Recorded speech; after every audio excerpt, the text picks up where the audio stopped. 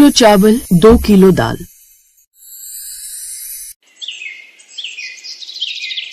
शकुंतला के 2 बेटे और 2 बहुएं थी। बड़ा बेटा संदीप और उसकी चालाक पत्नी उमा, छोटा बेटा नवीन और उसकी भोली भाली पत्नी कमला। शकुंतला के घर में रुपए पैसे की कोई कमी नहीं थी, इसलिए घर में कभी पैसों को लेकर कोई लड़ाई झगड़ा नहीं हुआ। दोनों बहुओं को शकुंतला देवी ने अच्छे से रखा हुआ था। तीज त्योहार पर भी शकुंतला देवी खुद अपनी बहुओं को बाजार ले जाती थी और गहने और कपड़ों की खरीदारी करवाती थी। उमा की एक बुरी आदत थी, वो हर समय कमला को नीचा दिखाने की कोशिश करती थी और उसे बेवकूफ साबित करने की फिराक में रहती थी। अरे कल करवा चौथ का व्रत है, तो ये नहीं कि पूरा दिन तुम बाजार में खरीदारी में ही निकाल दो। कितनी और खरीदारी करोगी, मैं थक गई हूँ, घर भी जाना है। माँ जी, मेरी तो सारी खरीदारी हो गई, पर अभी तक कमला अपनी चूड़ियाँ खरीद कर नहीं आई है। बस उसी का इंतजार कर रही हूँ, वो आए तो हम भी चले। पर कमला ने इस दुकान से चूड़ी क्यों नहीं ली? हम दोनों ने भी तो यहीं से खरीदी है। वो कौन सी अनोखी चूड़ियाँ खरीदने गई है? पता नहीं माँ जी, मुझे तो यही बोल कर गई कि मैं किसी दूसरी दुकान से चूड़ी लेने जा रही हूँ। कमला दूसरी दुकान से चूड़ियाँ खरीदने नहीं गई थी, बल्कि भोली भाली कमला को बेवकूफ ठहराने के लिए उसकी जेठानी ने जानबूझकर उसे दूसरी दुकान पर चूड़ियाँ खरीदने के लिए भेजा था। कमला, तुम चाहती हो ना कि तुम अगले 7 जन्मों तक देवर जी की पत्नी बनो? हाँ भाभी, मैं तो यही चाहती हूँ। तो एक काम करो, कल का जो करवा चौथ है वो अत्यधिक प्रभावशाली है। अगर तुम अगले 7 जन्मों तक देवर जी का साथ चाहती हो तो कल जब हम बाजार जाएंगे तो तुम 7 चूड़ी की दुकानों पर जाना और हर दुकान से एक एक चूड़ी खरीदना, यानी कि तुम्हारे पास 7 चूड़ी हो जाएंगी। फिर तुम पूजा में वही चूड़ी पहनना। ठीक है भाभी, मैं ऐसा ही करूँगी, पर आप माँ जी को बता देना कि मुझे चूड़ी खरीदने में देर क्यों लगी, वरना वो मुझ पर गुस्सा करेंगी। अच्छा बेवकूफ बनाया मैंने उस बेवकूफ को। बड़ी सीधी सादी गुणवती बनती है। अभी आएगी तो माँ जी से ऐसी डांट पड़ेगी, 7 जन्म तक पति का साथ मिले या ना मिले, पर 7 जन्म तक वो ये डांट नहीं भूलेगी। तभी कमला आ जाती है। कहाँ रह गई थी? और चूड़ी लेने के लिए दूसरी दुकान पर जाने की क्या जरूरत थी? हम दोनों ने भी तो यहीं से चूड़ियाँ खरीदी हैं। तो तुझे दूसरी दुकान पर चूड़ी खरीदने का शौक क्यों आ गया? दिखा कौन सी चूड़ियाँ लाई है, हम भी तो देखें उस दुकान पर तुझे क्या मिला। माँ जी, मैं एक दुकान पर नहीं गई थी, मैं चूड़ी खरीदने के लिए 7 दुकानों पर गई थी। मैंने 7 चूड़ियाँ इकट्ठी तो कर ली, पर किसी भी दुकानदार ने मेरे से चूड़ी के पैसे नहीं लिए। मैंने कितनी बचत भी कर ली और अपने पति माँ जी, अरे क्या इस बेवकूफ की बातों पर ध्यान देते हो? चलो ना घर चलते हैं, बहुत जोर की भूख लगी है। भाभी, आप बात से पलट रहे हो। आपने ही तो कहा था कि 7 दुकानों से एक एक चूड़ी खरीदने से मुझे अगले 7 जन्म तक मेरे पति का साथ मिलेगा। क्या आप भूल गई? 7 दुकानों से चूड़ियाँ और अगले 7 जन्म तक पति का साथ, ये सब क्या बकवास है? उमा, तुमने कमला से ये सब करने को कहा? माँ जी, मैंने सिर्फ मजाक किया था। मैं तो बस उसे थोड़ा सा।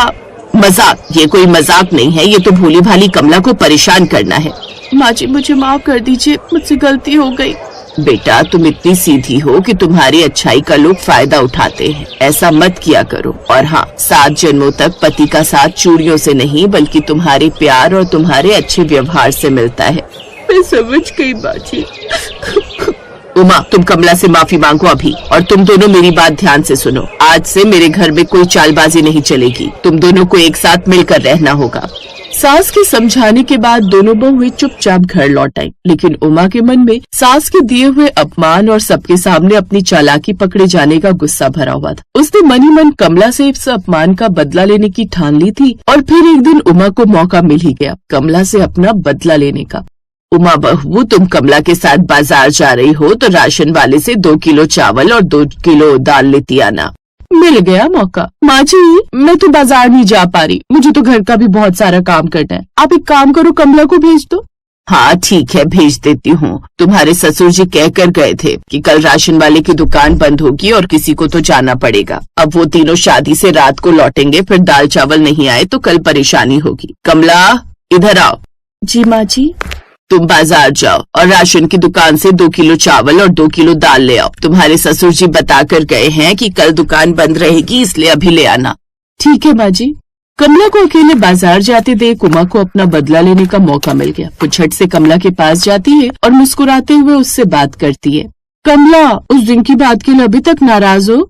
नहीं तो भाभी, मैं तो वो बात कब की भूल गई। चलो अच्छा है, तुम ये बात भूल गई। वैसे मैंने तुम्हें अपनी देवरानी कभी नहीं समझा, हमेशा अपनी बहन ही माना है। मुझे पता है तुम बाजार से 2 किलो चावल और 2 किलो दाल लेने जा रही हो, तो मैं सोच रही थी तुम इतना सारा वजन अकेले कैसे उठा कर लाओगी। एक काम करो, मैं तुम्हें एक तरीका बताती हूँ जिससे तुम्हारा काम भी आसान हो जाएगा और तुम्हें वजन भी ज्यादा नहीं उठाना पड़ेगा। अच्छा, वो कैसे भाभी? बहुत आसान सा है, सुनो। जब तुम दाल चावल खरीदने जाओगी तो दोनों को अलग अलग लाने की जगह एक साथ ही मिलवा लेना, फिर वजन भी हल्का हो जाएगा और तुम्हें 2 थैले भी नहीं पकड़ने पड़ेंगे। हाँ, ये तो बहुत आसान रहेगा भाभी। ठीक है, तो मैं राशन वाले से बोल दूंगी कि 2 किलो दाल 2 किलो चावल बराबर मात्रा में एक ही जगह तोल दे। कमला फिर से एक बार उमा की बातों में आ जाती है और बाजार जाकर दुकानदार से 2 किलो चावल में 2 किलो दाल मिलवाकर घर आ जाती है। माँ जी, मैं दाल चावल ले आई। अरे वाह, ले आई मेरी बहू, कितनी सयानी है। आज दाल चावल ही बन जाएंगे, मैं साफ कर देती हूँ। अब आएगा मजा। ये लीजिए माँ जी। ये क्या है बहू? ये तो खिचड़ी है, मैंने तो दाल और चावल बोले थे। माँ जी, दाल और चावल ही तो है, पूरी 2 किलो चावल और 2 किलो दाल है। हाँ वही, पर दोनों मिले हुए क्यों हैं? अलग अलग बोला था ना मैंने लाने के लिए। आपने बोला तो अलग अलग था, पर क्या मैंने गलती कर दी माँ जी? और क्या, कितनी बड़ी गलती कर दी। अब इतनी सारी खिचड़ी का हम क्या करेंगे? दाल चावल अलग अलग क्यों नहीं लाई? कोई तो कारण होगा। पता नहीं कमला बहू, तुम्हारा दिमाग कहाँ रहता है, जब देखो तब गलती करती रहती हो। माँ जी, मैंने जानबूझकर ऐसा नहीं किया। भाभी ने मुझे बताया था कि ऐसे चावल और दाल एक साथ मिलाने से वजन हल्का हो जाता है और लाने में भी आसानी होती है। उन्होंने कहा था कि वो मेरी बहन जैसी हैं और इसीलिए मेरी मदद कर रही हैं। उमा, क्या तुमने जानबूझकर कमला से ये सब करवाया? नहीं माँ जी, मैंने तो बस मजाक किया था। मुझे क्या पता था कि ये सच में ऐसा कर देगी। मैं समझ गई माँ जी, खोट मुझ में ही है। शायद मैं बहुत सीधी सादी हूँ, बेवकूफ हूँ, इसीलिए तो सबको अपना समझ लेती हूँ। भाभी ने मुझे अपनी छोटी बहन कहा और मैं उनकी बातों में आ गई। क्या करूँ, मेरा स्वभाव ही ऐसा है, सामने वाले को अपना समझ लेती हूँ। मुझे माफ कर दीजिए माँ जी, मुझसे गलती हो गई। मैं दोबारा बाजार चली जाती हूँ, अब अलग अलग लाऊंगी दाल चावल। अपने आप को दोष देने की कोई जरूरत नहीं है कमला बहू, जिसने गलती की है वही सजा भुगतेगा। उमा, ये दाल चावल जब तक अलग नहीं हो जाते तब तक इस घर में कोई तुमसे बात नहीं करेगा। यहाँ तक कि मैं संदीप को भी मना कर दूंगी कि जब तक तुम ये दाल चावल अलग ना कर दो वो भी तुमसे बात ना करे। अब ये तुम्हें देखना है कि तुम कितने दिन में ये दाल चावल अलग कर देती हो। उतने दिन तक तुम बिना किसी से बात किए रहोगी। जैसी करनी वैसी भरनी वाला फल उमा को मिल गया था। अगले कुछ दिनों तक घर में किसी ने भी उससे बात नहीं की। उमा की चालाकी उसी पर भारी पड़ गई और उस सजा के बाद उसने कभी भी कमला को सताने की कोशिश नहीं की।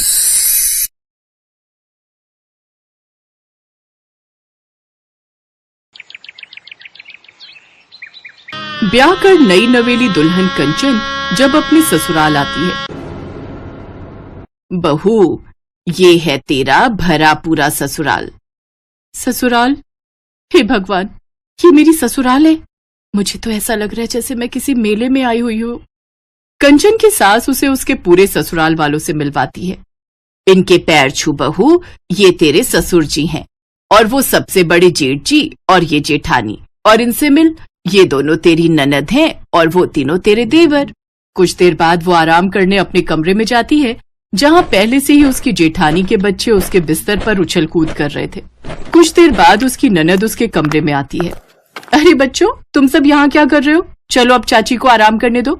अच्छा भाभी, माँ ने कहा है सुबह 5 बजे उठकर नहाकर पूजा पाठ कर लेना। वो कल आपकी पहली रसोई है ना, इसलिए। जी ठीक है दीदी। अगली सुबह तड़के उठकर कंचन तैयार हो जाती है, फिर अपनी पहली रसोई में सबके लिए कई तरह के पकवान बनाती है।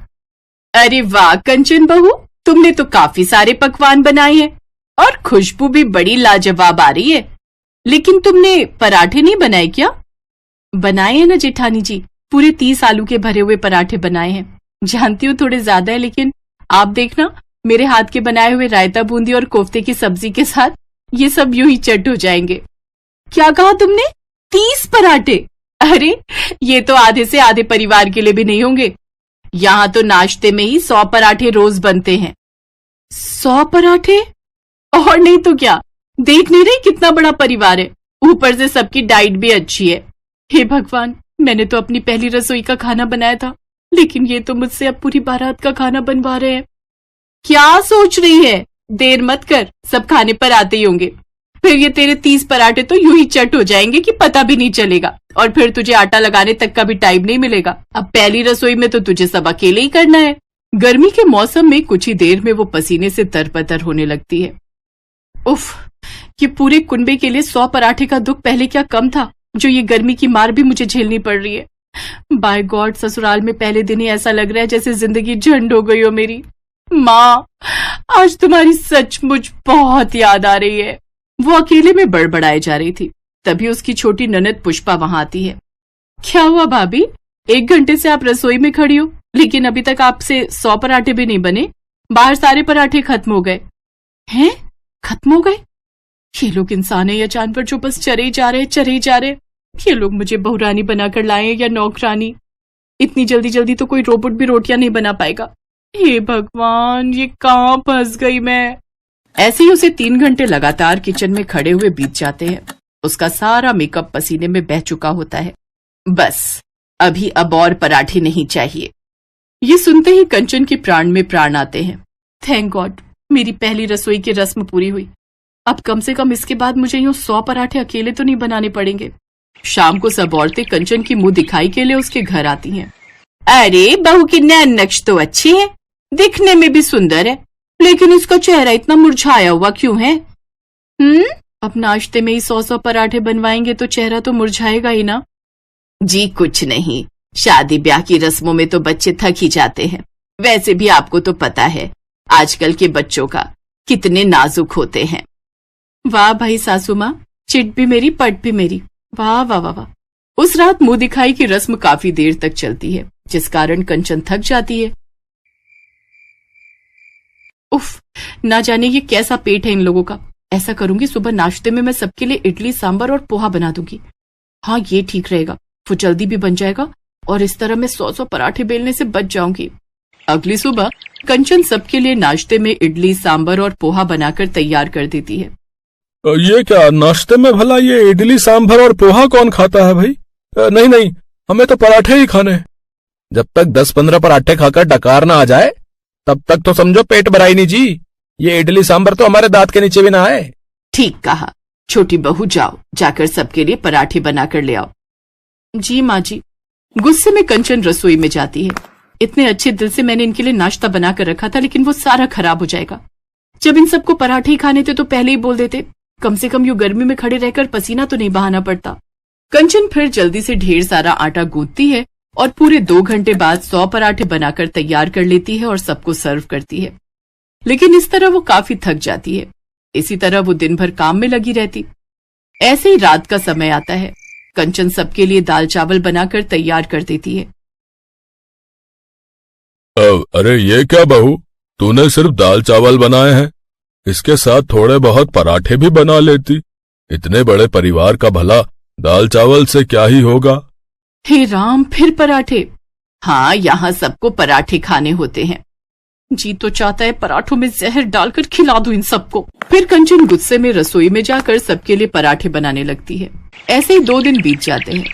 तीसरे दिन वो फिर से सबके लिए गर्मी में खड़े रहकर पराठे बनाती है। फिर दिन में दाल चावल बनाती है, लेकिन तभी उसका सर दर्द शुरू हो जाता है और वो अपने कमरे में चली जाती है। कंचन, तुम्हारे शरीर पर ये लाल दाने कैसे हो गए? अब गर्मी में खड़े रहकर 100 पराठे बनाऊंगी तो ये तो होना ही था ना। जेठानी जी भी बस सब्जी बनाकर रसोई से बाहर आ जाती हैं। अकेले रसोई में खड़े रहकर तो मैं इतने लोगों के लिए पराठे बनाती हूँ ना। मेरी माँ ठीक ही कहती थी। उस वक्त मैं उनसे पराठे बनाने सीख जाती तो आज मेरी स्पीड अच्छी हो जाती। आपको पता है, पूरी 2 घंटे रसोई में खड़े रहकर मैं 100 पराठे बना पाती हूँ। अच्छा ठीक है, गुस्सा मत हो और अब तुम आराम करो। ऐसे कुछ दिन बीत जाते हैं। एक रोज बाहर बारिश का मौसम होता है। भाभी, कितना अच्छा मौसम हो रहा है ना, कुछ अच्छा सा बना दो ना। मैं अभी तुम सबके लिए गर्मा गर्म पकौड़े बनाकर लाती हूँ। ओ नहीं, पकौड़े नहीं भाभी, उससे तो पेट में गैस बनती है। ऐसा करिए, आप गर्मा गर्म पालक के पराठे बनाकर ले आओ और साथ में धनिया पुदीने की चटनी भी।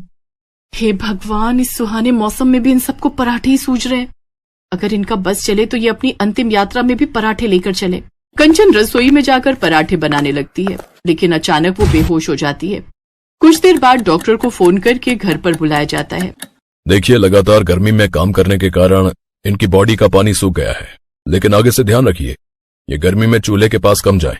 और हाँ, आप सबने जो अपने टेस्ट करवाए थे उनकी रिपोर्ट भी आ गई है। आप सबका फैटी लिवर हो गया है, इसलिए अब से आप पराठे जितना कम खाएं उतना आप लोगों के लिए अच्छा होगा। नहीं तो बच्चों से लेकर बूढ़ों तक सबको अस्पताल भर्ती करना पड़ेगा। डॉक्टर की ये बात सुनते ही उन सबको अपनी गलती का एहसास हो जाता है और अब वो सब लिमिट से ही खाना खाते हैं और पराठे खाना भी बेहद कम कर देते हैं, जिससे अब कंचन को भी अपने बड़े ससुराल में